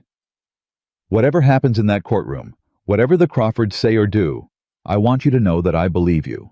Completely. Without reservation. He paused. I've known a lot of people in my life. Good ones, bad ones, everything in between. And I can tell when someone's lying. You're not lying. You never were. Clara felt tears prick her eyes. Why does that matter so much to me? Your belief. Because you've spent 7 years surrounded by people who made you doubt yourself, who told you that you weren't good enough, weren't worthy enough, weren't anything at all. Nathaniel's voice was gentle but firm. That changes a person, makes them forget who they really are. So I'm telling you now, before we walk into that courtroom, you are good enough. You are worthy. And nothing the Crawfords say tomorrow can change that. Clara couldn't speak. The words had hit something deep inside her, something that had been waiting a long time to be acknowledged. Thank you, she finally managed. Don't thank me for telling the truth. That's just basic decency. He stood gathering his papers. Get some sleep if you can. Tomorrow's going to be a long day. He was at the door when she called out. Nathaniel. He turned. Whatever happens tomorrow, thank you. For everything. For finding me. For believing me. For fighting for me when no one else would. Something flickered in his amber eyes. You're welcome, Clara. Now get some rest. The journey to Cheyenne took 2 days. They traveled in a small group, Nathaniel, Clara, Miguel, and 2 of the hands for protection. The roads were still thick with snow, and progress was slow. Clara spent most of the journey in silence, watching the landscape pass, preparing herself for what was coming. She'd never been to Cheyenne, never seen a real courtroom. The prospect was terrifying. But underneath the fear was something else. Anticipation. A hunger for justice that had been building since the moment Henrietta had picked up those shears. They arrived the evening before the hearing and took rooms at a modest hotel. Nathaniel went to meet with the judge's clerk, while Clara tried to eat dinner, though the food tasted like sawdust. The Crawfords are already here, Nathaniel reported when he returned. They've got a lawyer from Denver. Expensive, slick. And we have me, the truth, and every piece of evidence we've collected over the past month. He sat across from her. It's going to be enough, Clara. It has to be. The courtroom was smaller than Clara had imagined, but it felt enormous when she walked in the next morning. Wooden benches filled with spectators, most of them strangers, all of them staring at her. At her short hair. At the woman who'd caused such scandal. The Crawfords sat at a table on the left side of the room. Marcus, Henrietta, and the 4 brothers, all dressed in their Sunday best, looking for all the world like respectable citizens wrongly accused. Their lawyer, a sleek man with a thin mustache, shuffled papers with practiced confidence. Clara took her place beside Nathaniel on the right side. Her hands were shaking, and she clasped them in her lap to hide it. Judge Harrison entered, a stern man in his 60s with gray hair and sharp eyes that seemed to miss nothing. He called the court to order and began reading the charges. Property theft, defamation, assault, conspiracy to commit fraud. The list went on, each item another piece of the nightmare the Crawfords had created. Mr. Crawford, the judge said when he'd finished. How do you plead? Marcus stood, his face a mask of wounded dignity. Not guilty, Your Honor. Every charge is a fabrication invented by this woman to steal what rightfully belongs to our family. And you, Mrs. Whitmore, do you stand by your accusations? Clara rose on legs that threatened to buckle. I do, Your Honor. Every word is true. Very well. Mr. Hartwell, present your case. Nathaniel stood. He wasn't a lawyer, didn't have the polish or the training, but when he spoke, his voice carried the weight of absolute conviction. Your Honor, 3 months ago, Clara Whitmore was a respectable widow grieving her husband's death. Today she stands before you accused of crimes she didn't commit. Her reputation destroyed, her property, stolen, her very identity, stripped away by the people who should have protected her. He walked toward the center of the room, commanding attention without seeming to try. The Crawfords claim Mrs. Whitmore was unfaithful to her husband. They claim she was involved in an inappropriate relationship with a ranch hand named Jacob Brennan. But Jacob Brennan is here today willing to testify under oath that his only interaction with Mrs. Whitmore consisted of 2 brief conversations about repairing a fence. 2 conversations, in broad daylight, with witnesses present. The Crawfords' lawyer objected, claiming hearsay, but Judge Harrison overruled him. Nathaniel continued laying out the evidence piece by piece. The shearing, the exile, the dead cattle, the poisoned water, the ambush on the Oregon family. Each incident documented, each one pointing to the Crawfords as the perpetrators. The Crawfords claim they were protecting their family's honor, Nathaniel concluded. But what honor is there in attacking a defenseless widow? What honor is there in spreading lies, destroying property, shooting at innocent travelers? The only thing the Crawfords have protected is their own greed. They wanted William Whitmore's property, and they were willing to destroy his widow to get it. The Crawfords' lawyer rose for the defense. He was smooth, Clara had to admit. He painted a picture of a grieving family, devastated by their brother's death, concerned about the strange woman who'd come from nowhere to marry him. Mrs. Whitmore had no family. The lawyer said, his tone dripping with implication. No references, no history anyone could verify. She arrived in this territory as a mail-order bride willing to sell herself to the highest bidder. Is it so unreasonable that a family would have concerns about such a woman? Clara felt Nathaniel tense beside her, but she put a hand on his arm. Let them talk. Let them reveal themselves. And when their beloved brother died, the lawyer continued, naturally they were distraught. Perhaps they acted hastily. Perhaps they were too harsh. But can we really blame them for wanting to protect their family from a woman who, by her own admission, failed to produce a single child in 7 years of marriage? The words stung, but Clara kept her face neutral. She'd heard worse. She could survive this. As for the alleged attacks, the lawyer waved a dismissive hand. There's no proof the Crawfords were involved. Anyone could have killed those cattle. Anyone could have cut those fences. Mr. Hartwell is simply looking for someone to blame. When it was time for witnesses, Jacob Brennan went first. He was nervous, his red hair sticking up at odd angles, but his voice was steady as he recounted his conversations with Clara. She asked if I could help repair the fence line, he said. I said I'd be happy to in exchange for some of her preserves. That's all. We talked for maybe 5 minutes total. Never touched her. Never said anything improper. I was just trying to be neighborly. And why should we believe you? The Crawfords' lawyer pressed. You work for Mr. Hartwell now. You have every reason to lie. I work for Mr. Hartwell because the Crawfords ran me out of my last job, Jacob shot back. They spread the same lies about me they're spreading about Mrs. Whitmore. I couldn't find work anywhere in the county until Nathaniel took me on. So yes, I'm grateful to him. But that doesn't make me a liar. Martha Pearson testified next, her voice trembling but determined. She described seeing Clara on the road that terrible day, shorn and bleeding and half frozen. I should have done more, she said, tears streaming down her face. I was a coward. But I saw what they did to her. I saw her head all cut up and bloody. Nobody deserves that. Nobody. The Oregon family testified about the ambush. The rancher from the next valley testified about the Crawfords' long history of intimidation. Even Sarah Miller took the stand, describing Josiah's confession that the family had planned Clara's humiliation for months. He said they were waiting for William to die. Sarah said, her voice barely above a whisper. Said they knew he was sick, and they wanted to be ready. They had the shears picked out before he even drew his last breath. The courtroom gasped. Clara saw Marcus's face go purple with rage, saw Henrietta's mask of innocence slip for just a moment. Finally, it was Clara's turn.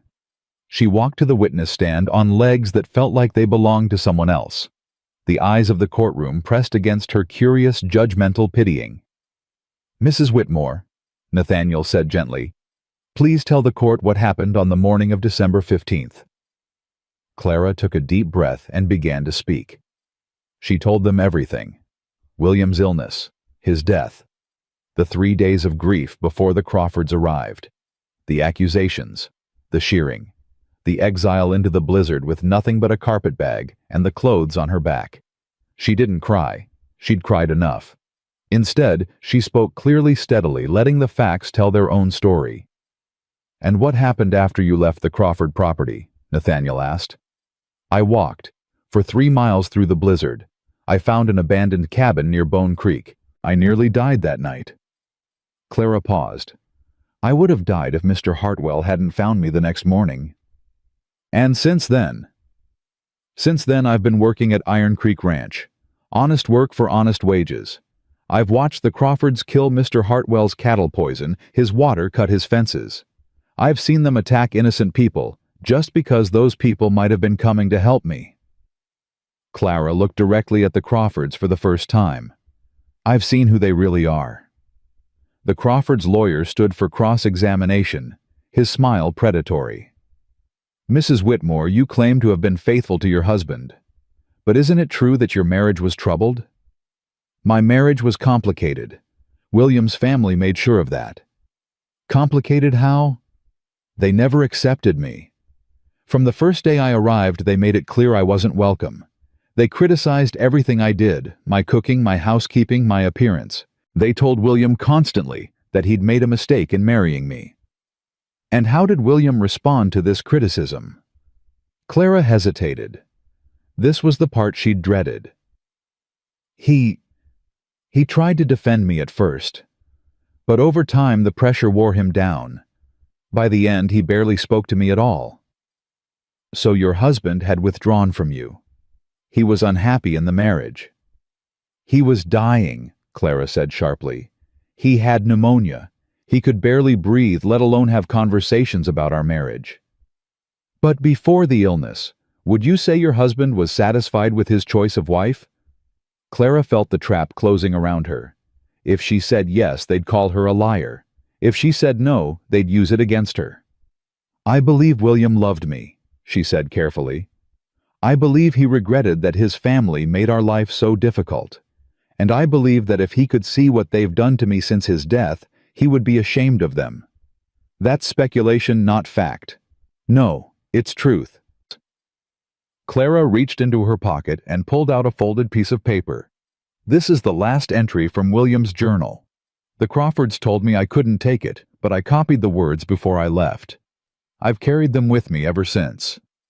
The Crawfords' lawyer objected, but Judge Harrison overruled him. "Let her read it." Clara unfolded the paper, her hands steady now. "C tends to me without complaint," she read. "I chose well, despite what family says. If something happens to me, I pray she finds happiness. She deserves better than the life I've given her." Silence filled the courtroom. "William wrote those words 3 days before he died," Clara continued. "He knew his family hated me. He knew they would try to destroy me. And his last wish was that I find happiness." She looked at the judge. "I'm not asking for revenge, Your Honor. I'm asking for justice. I'm asking for the chance to rebuild my life without the Crawfords trying to tear it down." The closing arguments were brief. The Crawfords' lawyer made one last attempt to paint Clara as a schemer, a manipulator, a woman who'd somehow orchestrated her own persecution. But his words fell flat against the weight of evidence. Nathaniel's closing was simple. "Your Honor, you've heard the testimony. You've seen the evidence. Clara Whitmore is not a criminal. She's a victim, and the people who victimized her are sitting right there." He pointed at the Crawfords. "I ask you to hold them accountable, not for revenge, but for justice, so that the next widow, the next orphan, the next vulnerable person in this territory knows that the law will protect them." Judge Harrison retired to consider his verdict. The wait was agony, 2 hours that felt like 2 years. Clara sat rigid in her seat, afraid to hope, afraid to breathe. When the judge returned, his face was grave. "I have reviewed the evidence presented by both parties," he said, "and I have reached my decision." Clara's heart stopped. The property known as the Whitmore Ranch, including the house outbuildings and all contents, is hereby restored to Clara Whitmore as the legal widow and heir of William Whitmore.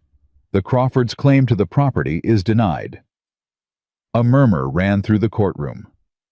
Furthermore, I find substantial evidence that Marcus Crawford, Henrietta Crawford, Silas Crawford, Solomon Crawford, Ezra Crawford, and Josiah Crawford engaged in a pattern of harassment, defamation, and criminal assault against Mrs. Whitmore. Marcus Crawford is sentenced to 8 years in the territorial prison. Henrietta Crawford 5 years. The remaining brothers 3 years each. Clara couldn't breathe. She heard the words, understood them intellectually, but they didn't seem real. Finally, the judge continued, I am ordering the Crawfords to pay restitution to Mrs.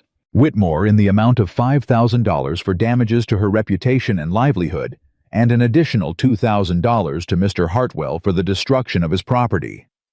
Marcus Crawford shot to his feet. This is an outrage. You can't. I can and I have. Judge Harrison's voice was cold. You had your chance to present your case, Mr. Crawford. You chose to lie under oath instead. Now you'll face the consequences. He banged his gavel. Court is adjourned. Deputies take the prisoners into custody. The chaos that followed was a blur. The Crawford brothers shouting Henrietta, screaming deputies moving in with handcuffs. Clara sat frozen in her seat, unable to process what had just happened. Then Nathaniel's hand was on her shoulder. It's over, he said quietly. You won.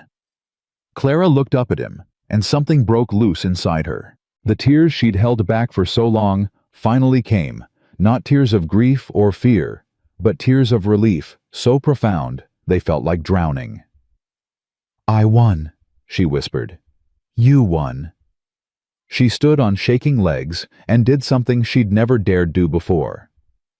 She wrapped her arms around Nathaniel Hartwell and held on like he was the only solid thing in a spinning world. And he held her back steady and strong, just as he'd been from the very beginning. The journey back to Iron Creek Ranch felt different from the journey out. The same snow-covered roads, the same bitter cold, but something had shifted in the air itself. Clara sat in the wagon beside Nathaniel, wrapped in blankets against the wind, and for the first time in months, she didn't feel hunted. You're quiet, Nathaniel observed as they crested a hill. I'm thinking. About what happens now. Clara pulled the blanket tighter. The Crawfords are in prison. I have my property back. The lies have been exposed. She paused. I don't know what to do with a future I never expected to have. Nathaniel was quiet for a moment. What do you want to do? It was such a simple question, such an impossible question. For 7 years, Clara's wants had been irrelevant. She'd wanted William's family to accept her, they never did. She'd wanted children, her body refused. She'd wanted peace, and instead she'd gotten shears and snow and shame. I don't know, she admitted. I've spent so long just trying to survive that I forgot how to dream. Then maybe it's time to remember. They arrived at the ranch as the sun was setting, painting the snow in shades of gold and pink. Consuelo met them at the door, her face alight with joy. I heard, she said, pulling Clara into a fierce embrace. The whole county's heard. Justice finally. Gracias a Dios. It doesn't feel real yet, Clara confessed.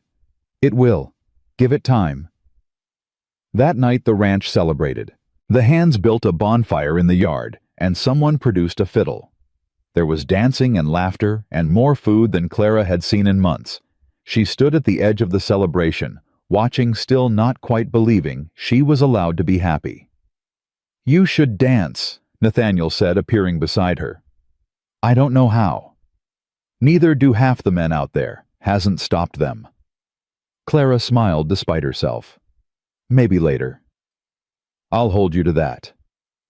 He rejoined the celebration, and Clara watched him go. Watched the way he moved among his people, clapping shoulders, sharing jokes, completely at ease, in a way she'd never learned to be. He cares for you. Clara turned to find Consuelo beside her 2 cups of warm cider in her hands. He cares for everyone, Clara said, accepting a cup. Not like this. Consuelo's dark eyes were knowing. I've been with him 15 years. I've seen him help dozens of people take in strays, fight battles that weren't his to fight. But I've never seen him look at anyone the way he looks at you. Clara's heart stuttered. He's just being kind. Men don't ride through blizzards for kindness, mija. They don't defy powerful families and spend months building legal cases for kindness. Consuelo took a sip of her cider. He loves you. The question is whether you're brave enough to let him. Clara didn't answer. Couldn't answer. The word love felt too big, too dangerous, too much like a dream that would shatter if she examined it too closely. But that night, lying in her bed at Iron Creek Ranch, she let herself imagine a life here, a future here, with Nathaniel. The thought terrified her, and thrilled her, and kept her awake until dawn. The weeks that followed brought changes Clara hadn't anticipated. With the Crawfords gone, the county seemed to exhale. People who'd been afraid to associate with her suddenly appeared at the ranch with invitations and apologies. Martha Pearson came first, bringing a basket of preserves and a formal invitation to join the ladies' quilting circle. I know I wasn't brave when it mattered, Martha said, her eyes downcast, but I'd like to make amends if you'll let me. Clara accepted the invitation, not because she particularly wanted to quilt, but because isolation had been her enemy for too long. It was time to build connections, even imperfect ones. The quilting circle led to church suppers, which led to community gatherings, which led to something Clara had never had before: friends. Women her own age who'd heard her story and chose to believe her.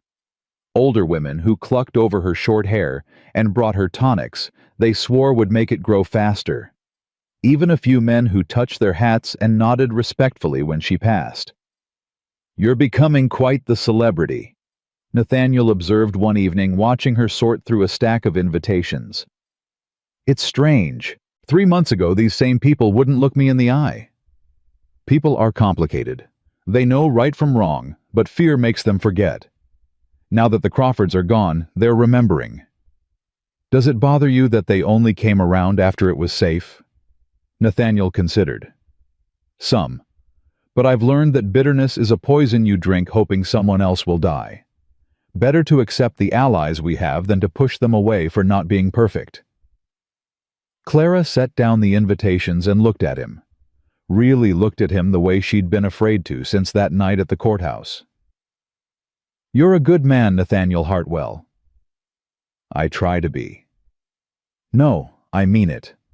I've known a lot of men in my life. William was decent, but weak.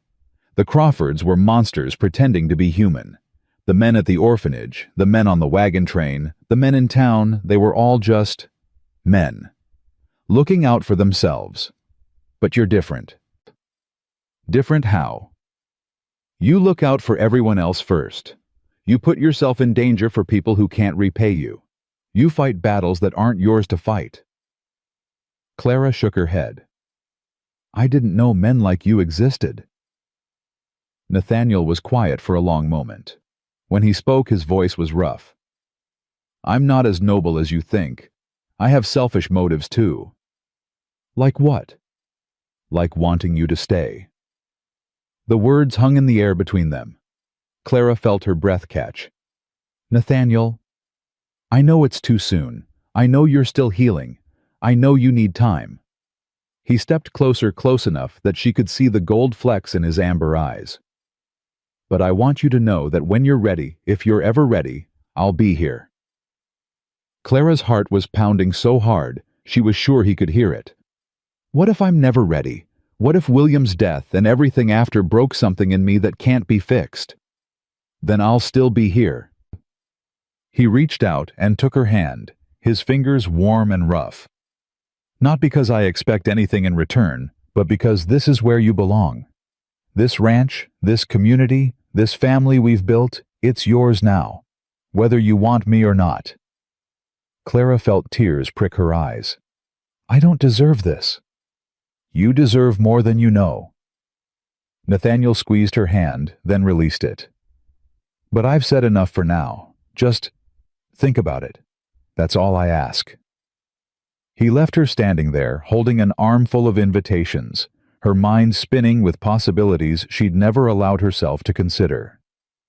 Spring came slowly to Wyoming, the snow retreating inch by inch, revealing the brown earth beneath.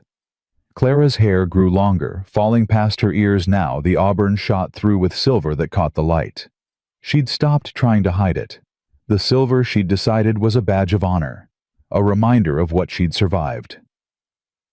The letter from the territorial prison arrived on a March morning. Clara recognized the cramped handwriting immediately. Josiah Crawford, the youngest brother. She almost threw it in the fire unread. But something made her hesitate. "What is it?" Consuelo asked, seeing her expression. "A letter from Josiah Crawford." Consuelo's face hardened. "Burn it." "I should." Clara turned the envelope over in her hands. "But I want to know what he has to say." She opened it carefully, as if the paper itself might bite. The letter was short, the handwriting shaky. "Mrs. Whitmore, I don't expect forgiveness. I don't deserve it. But I need you to know that I'm sorry. Not because I got caught, but because what we did was wrong. I knew it was wrong at the time, but I was too weak to stop it. Sarah was right about me. I'm a coward. I did what my brothers told me to do because I was afraid of what would happen if I didn't. That's not an excuse. It's just the truth. I think about that day a lot. The day Henrietta cut your hair. I remember how you didn't scream, didn't beg. Just looked at us with those eyes that said you knew exactly who we were and what we were doing. I've never been more ashamed of anything in my life. You probably won't believe this, but I hope you find happiness. Real happiness, the kind my family never would have let you have. You deserve it more than any of us ever deserved our name. Josiah Crawford." Clara read the letter twice. Then she set it down and stared at the wall. "What does it say?" Consuelo asked. "He apologized." "Do you believe him?" Clara thought about it. About Josiah's nervous hesitation that day, the way he wouldn't meet her eyes. About Sarah's words. "He's not like the others. There's good in him, but he's too weak to stand up." "I believe he feels guilty," she said finally. "Whether that's the same as being sorry, I don't know." "What will you do?" Clara picked up the letter and walked to the fire. She held it over the flames for a long moment, watching the heat curl the edges. Then she pulled it back. "I'll keep it," she said. "Not to forgive him, not yet, but to remember that even the people who hurt us are human, that they have choices even when they make the wrong ones." Consuelo nodded slowly. "You've grown, mija. I've had help." The decision came to her on a quiet April evening, as unexpected as a spring thunderstorm. She was sitting on the porch watching the sun set, her hands wrapped around a cup of tea, when Nathaniel joined her. They sat in comfortable silence for a while, something they'd gotten good at over the past months. "I went to the Whitmore place today," Clara said suddenly. Nathaniel turned to look at her. "You did? First time since everything." She took a sip of tea. "I thought it would feel like coming home. It didn't." "What did it feel like? Like visiting a grave?" Clara set down her cup. "William is buried there. Our whole life together is there. The house we shared, the dreams we had, the disappointments we pretended not to notice. But I'm not there anymore. I left that person behind in the snow." "Is that a bad thing?" "No. It's just strange. I spent 7 years trying to make that place a home, trying to make that life work.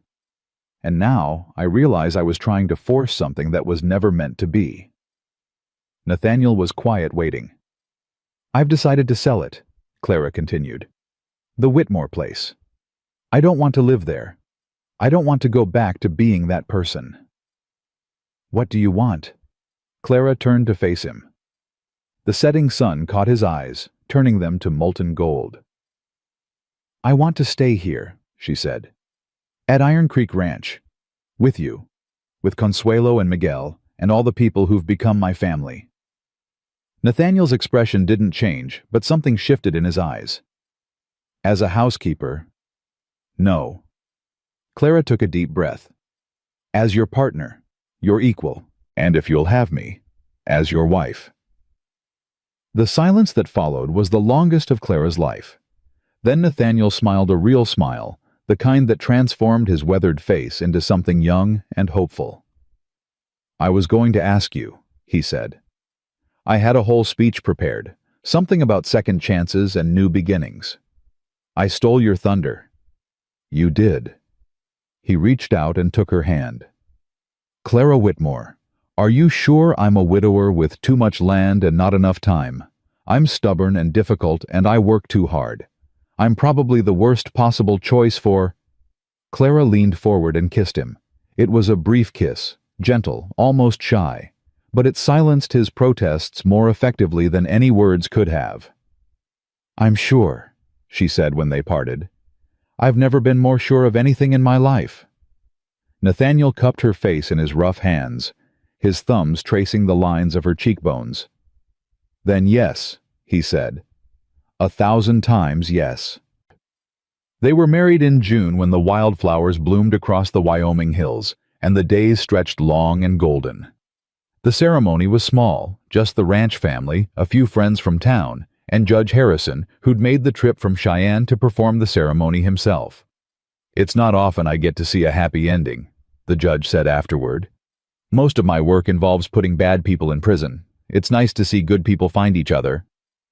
Clara wore a dress of pale blue, the color Nathaniel said brought out her eyes, and her hair, though still short, was long enough to pin up properly. She'd considered covering the silver strands, but decided against it. They're part of my story, she told Consuelo when asked. Why would I hide them? The wedding celebration lasted until well past midnight. There was dancing Clara finally learned with Nathaniel as her patient teacher, and singing and more food than anyone could eat. The ranch hands toasted the couple with increasingly elaborate speeches, and even Miguel, normally so reserved, wiped tears from his eyes when Nathaniel kissed his bride. That night in the room that was now theirs, Nathaniel held Clara close and whispered, "Thank you."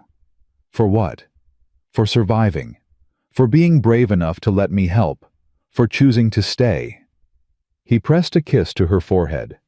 For giving me a reason to believe in second chances. Clara smiled against his chest. Thank you for finding me. I would have ridden through 100 blizzards. I know. That's why I love you. The years that followed were not without challenges. The ranch demanded constant work, and Wyoming winters remained brutal.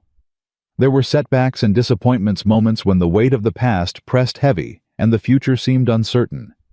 But there were also moments of pure joy. The birth of their daughter Sarah, named for Nathaniel's first wife, with Clara's blessing. The expansion of the ranch made possible by the restitution money from the Crawfords. The founding of a school for the children of ranch families with Clara as its first teacher. And there were the people who found their way to Iron Creek just as Clara had. Women escaping violent husbands. Families fleeing persecution. Orphans with nowhere else to go. The ranch became known throughout the territory as a place of refuge, a last hope for those who had none. You're building something remarkable, Judge Harrison told Clara during one of his visits. This place, it's more than a ranch. It's a sanctuary. It's what Nathaniel's wife asked him to create, Clara replied. I'm just helping. You're doing more than helping, you're leading. Clara thought about that later watching the sunset from her porch. Leading. Was that what she was doing? She'd never thought of herself as a leader. She'd spent most of her life following the rules of the orphanage, following the expectations of her husband and his family, following the path of least resistance. But somewhere along the way, that had changed. She'd stopped following and started choosing to survive, choosing to fight, choosing to build something worth having. The woman who had crawled into that frozen shack, shorn and broken, was not the woman who sat here now. That woman had thought her life was over. This woman knew it was just beginning. On the 5th anniversary of her arrival at Iron Creek, Nathaniel found Clara standing by the window of their bedroom, looking out at the land they'd built together. "What are you thinking about?" he asked, wrapping his arms around her from behind. "Henrietta Crawford." He tensed. "Why?" "She was released from prison last month. Did you know?" "I heard." "She sent me a letter. Asked to meet." Nathaniel turned her to face him. "Clara, you don't have to." "I know, but I want to." Clara met his eyes. "Not for her sake. For mine. I want to see who I've become by seeing who she still is." The meeting took place in the parlor of a modest boarding house in Cheyenne. Henrietta Crawford looked older than her years, prison having stolen whatever beauty she'd once possessed. But her eyes were the same sharp, calculating, searching for weakness. "You look well," Henrietta said, her voice carrying an edge. "I am well." "I heard you married Hartwell. Built quite the empire out there." "We've done well." Henrietta's lip curled. "Must be nice, landing on your feet after everything." Clara studied the woman who had caused her so much pain. The hands that had wielded the shears. The mouth that had spoken such cruel words. 5 years ago, this woman had held absolute power over Clara's fate. Now she was just small, bitter, and broken, and utterly without power. "Why did you want to see me?" Clara asked. "I thought—" Henrietta hesitated. "I thought you might help me. Put in a word with some of your fancy friends. Help me get back on my feet." Clara almost laughed. Almost. "You thought I would help you. You helped Josiah. He told me. Said you wrote back to him, said you forgave him. I said I was working toward forgiveness. That's different. But you helped him find work when he got out. You gave him a chance. Josiah showed remorse. Real remorse." Clara leaned forward. "Have you ever been sorry, Henrietta? Not sorry you got caught. Not sorry things didn't work out. Sorry for what you did to me." Henrietta's face hardened. "You took everything from us." "I took nothing. You destroyed yourselves with your own hatred." Clara stood. "I came here hoping to find some sign that you'd changed. Some indication that the years in prison had taught you something. But you're exactly the same person who held those shears 5 years ago. And you're still the same worthless—" "No." Clara's voice was quiet but firm. "I'm not. That's the difference between us. I grew. I learned. I became someone better than the scared, broken woman you tried to destroy." She walked to the door. "Goodbye, Henrietta. I hope you find peace someday, but I won't be the one to give it to you." She left without looking back. That evening, sitting on the porch of Iron Creek Ranch with Nathaniel beside her, Clara felt something settle in her chest. A final closing of a door she hadn't realized was still open. "How do you feel?" Nathaniel asked. "Free," Clara said.